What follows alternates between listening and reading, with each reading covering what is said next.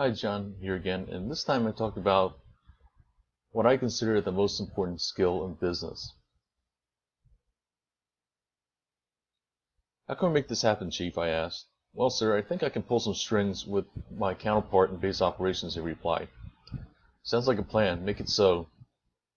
There was a gleam in his eye, so I knew the supply chief got the reference. With that, he was on his way.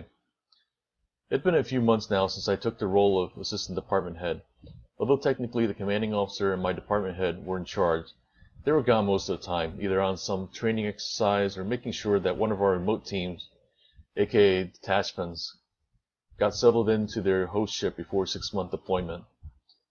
So I was effectively running the show for a squadron of 100 or so personnel, with another 100 or so operating remotely in different parts of the world.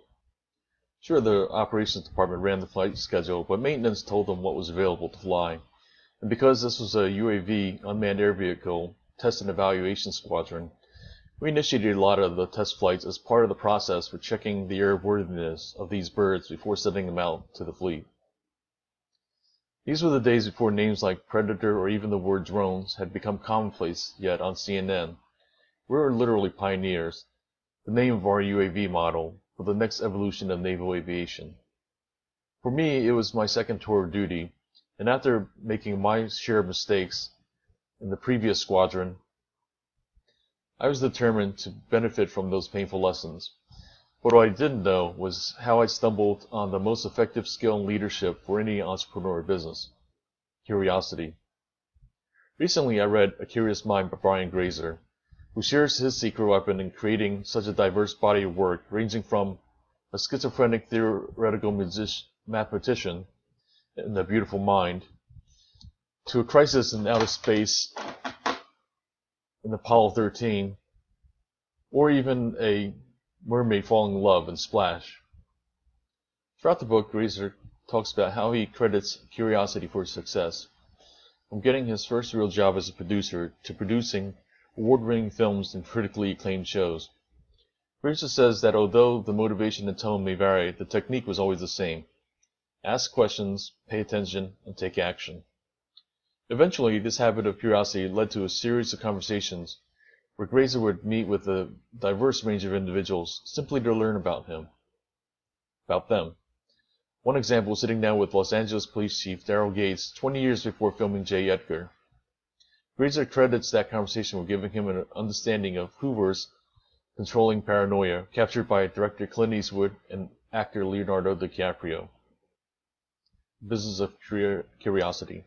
Before each weekly meeting, Sam Walton sent out his lieutenants into competitor stores. By multiplying himself, Walton made sure that competitors only had a 1-week advantage when those other stores did something right. Another example covered by Grazer was Heinz Ketchup.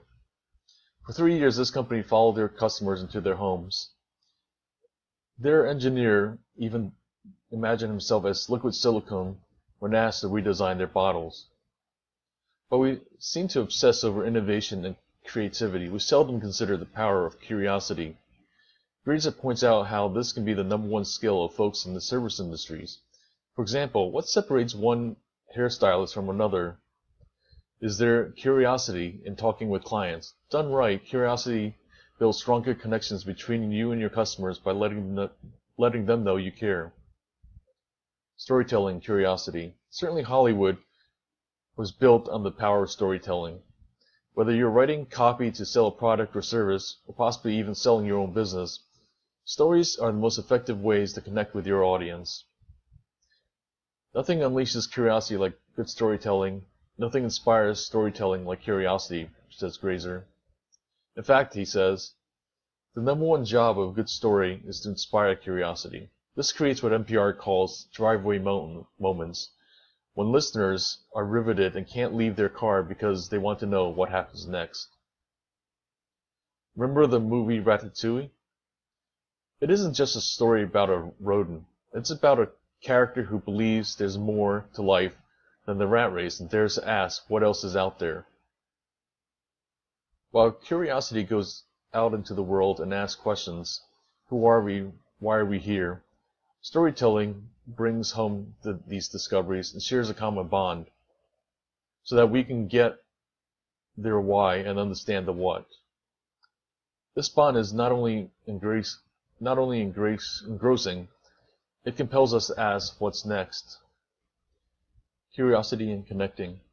One key question the leader asks is, how do we make it safe for others to be curious? Grazer shares a story when the movie Far and Away almost went over budget. Rather than telling the director to cut costs, he went to one of the main actors, Tom Cruise, at that time already a relatively popular but not yet blockbuster star, and explained the situation before simply asking, "Can you be a leader?" From that moment on, the rising star hustled and set the example. The film was still one of the most expensive period pieces at the time, but avoided becoming another Heaven's Gate, Michael Cimino's disastrous production that became known as one of the biggest flops of all time. Questions allow us to communicate and connect. They breed curiosity instead of shutting down others. Curiosity as a way of life. Connection is the energy between two people when they feel seen, heard, valued. Brene Brown. When he was a kid, Grazer was diagnosed with dyslexia and essentially told, like most children at the time, that he wouldn't amount to much. His grandmother told him, "Don't let the system define you. You're already defined. You're curious."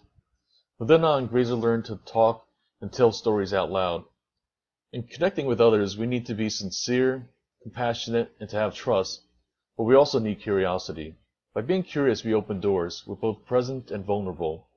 Being able to see from others' point of view is just as a critical strategic tool for a detective as a coach or business. Although curiosity is treated like a four-letter word of creativity, it is what allows exploring possibility. Without it, passion has no depth, and let's face it, a key part of the fun is being surprised. Over the years, I've had the fortune of working with many entrepreneurs who started businesses with just an idea they were passionate about. By fanning the creative sparks with asking their curious questions, these folks learned not only about their customers, but ultimately came to know themselves. That's how we doubled our flight hours in that unit. Each day I would ask the men and women of our squadron questions. Sometimes these were curiosity sessions that went into their personal lives, but ultimately we had done what no other unit had yet achieved at the time, simply by being curious. So definitely I look forward to hearing your thoughts and comments as always. I've started a series of entrepreneur journeys interviews where I'm talking to entrepreneurs and other folks who are somewhere on their journey, and I feel that we can learn a lot from where people are, not just simply after they've arrived, but just somewhere along the way. If you'd like to learn more about that, you can follow me on Twitter at JYCMBA or contact me at Push Pilot Marketing. Thank you again for listening and watching, and as always, I look forward to hearing about your entrepreneur journey.